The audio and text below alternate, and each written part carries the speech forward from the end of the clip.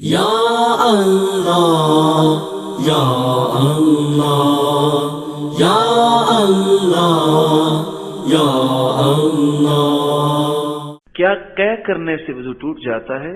اس پہ ہم بحث کر چکے ہیں۔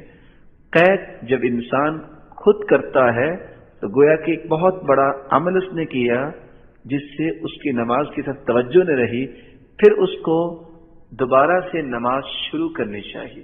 رہا یہ کہ اس کا وضو ٹوٹے گا کہ نہیں ٹوٹے گا، نواقض وضو میں وضو کرنے کے جس سے وضو ٹوٹ جاتا ہے ہم نے بحث کی تھی کہ اس کے بارے میں علماء نے اپنا موقف پیش کیا ہے۔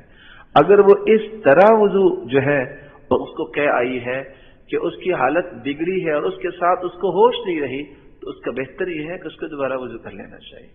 اور بعض دفعہ انسان نہیں چاہتا اس کو کہا جاتی ہے، اس سے وضو نہیں ٹوٹتا۔